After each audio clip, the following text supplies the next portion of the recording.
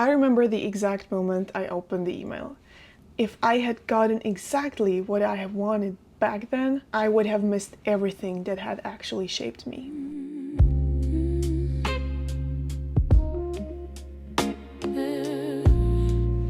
Hi, my name is Clara, and today we're going to talk about the moment every high school senior fears, and that is college decision release date. So let's dive right in. I remember the exact moment I opened the email. The sentence starting with word unfortunately, or only one word, and that is rejection. And it's crazy how one word can make you feel like your whole future just disappeared. Because before that moment, you had it all planned out. You had that college in your head for years. Maybe you had it on your screensaver, maybe you had it on your manifestation board, vision board, Pinterest, whatever that is for you.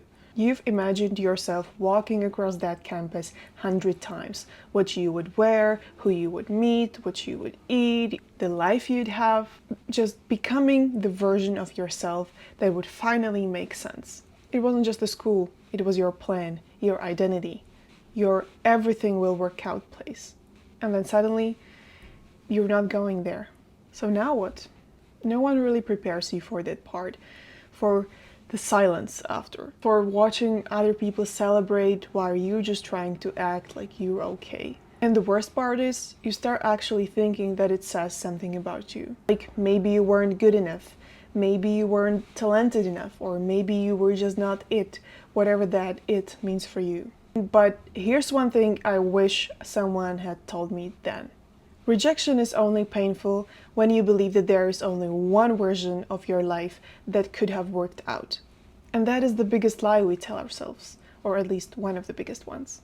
Because when you're 17, you don't actually know yourself that well, even though at that moment you might be totally certain you do.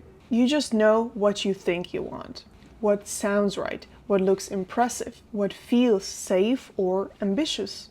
So you build this perfect plan, but sometimes the plan is just too small for who you're actually becoming or meant to become. And rejection is the thing that breaks it.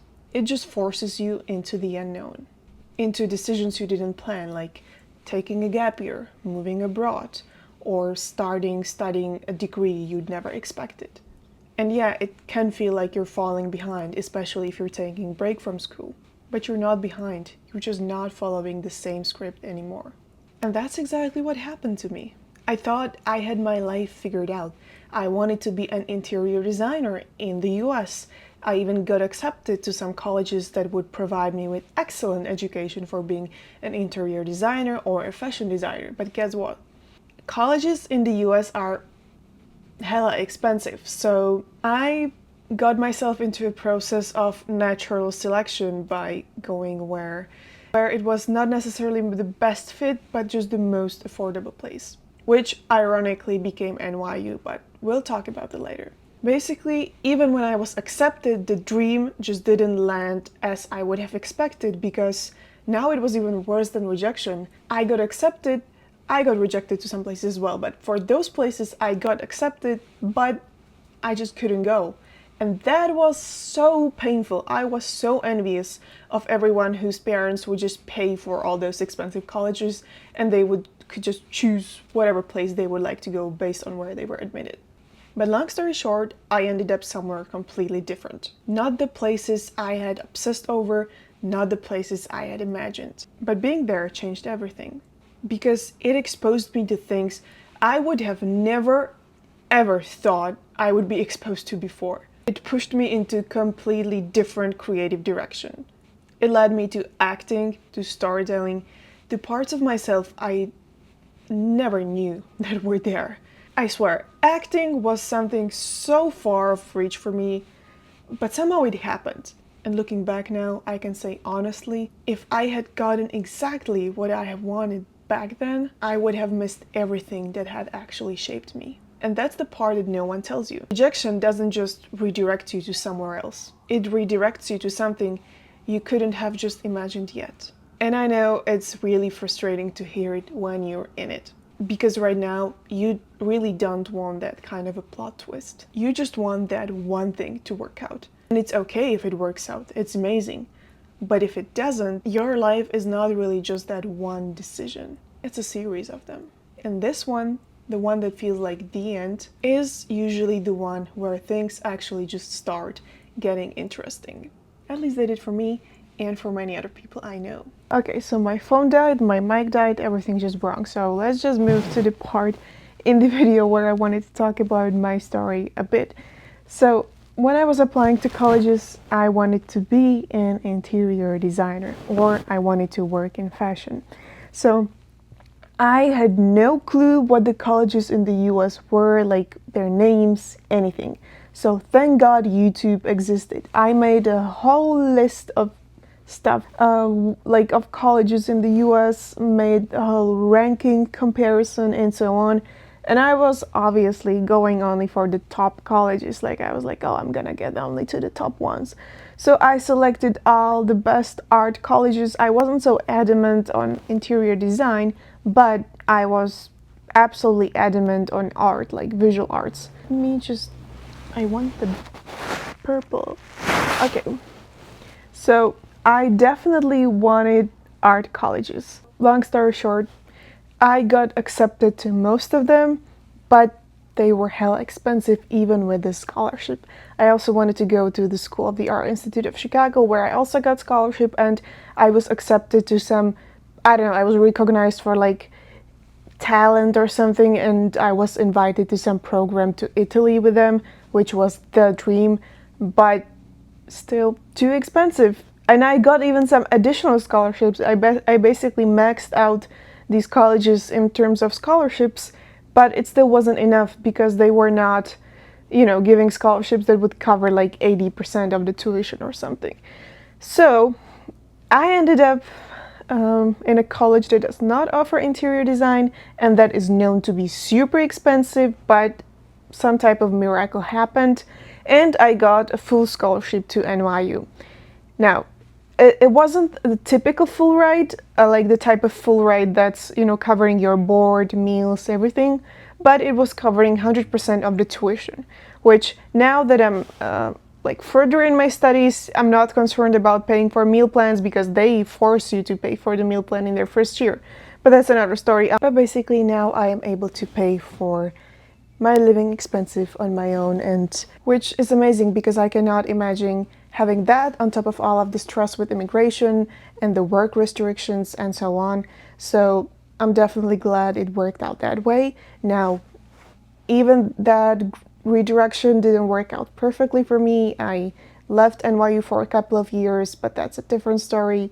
But I just didn't get where I wanted to because of many reasons. I was rejected for some places.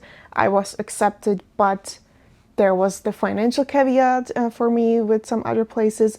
So I just ended up at NYU, and that led me to acting, which is a wild thing for me because I would have never thought that I would even try to be an actress. It's not exactly like I would be actively trying right now because it's something I'm discovering. That would be like a better word for that right now.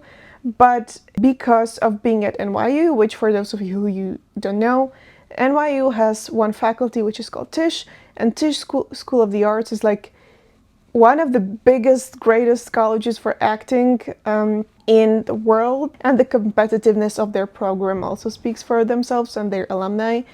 And I could take some classes through the open arts curriculum, which means if you're a student who was not admitted to acting but to some other major, I'm currently a journalism major, you can still take some acting classes through their open arts curriculum. So they have designated classes for those students who are not actors, but they can learn how to act with the professors who teach acting as their job. And that just changed everything for me. First I was like, oh my god, I'm so bad. I can't even watch myself on camera. And I'm not saying I'm any better now, but at least I can watch myself on camera at least with a little more ease.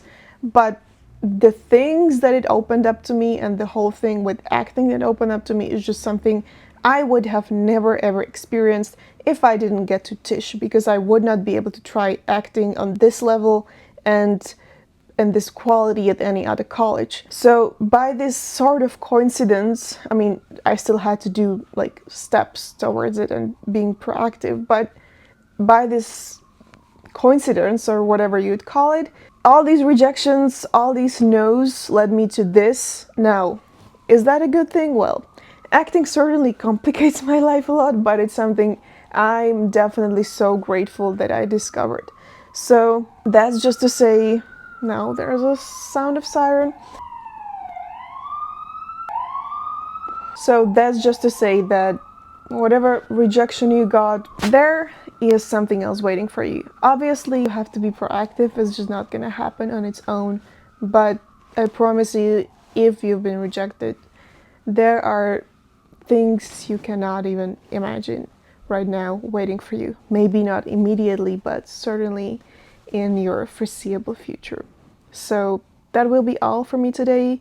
My iCloud storage really cannot take it anymore. If you liked this video and if you watched it up until here, you deserve a thumbs up, not me.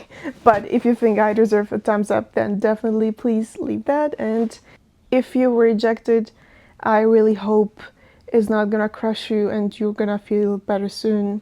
And if you like this video, I hope you'll stick around for more. So have a wonderful day and bye bye.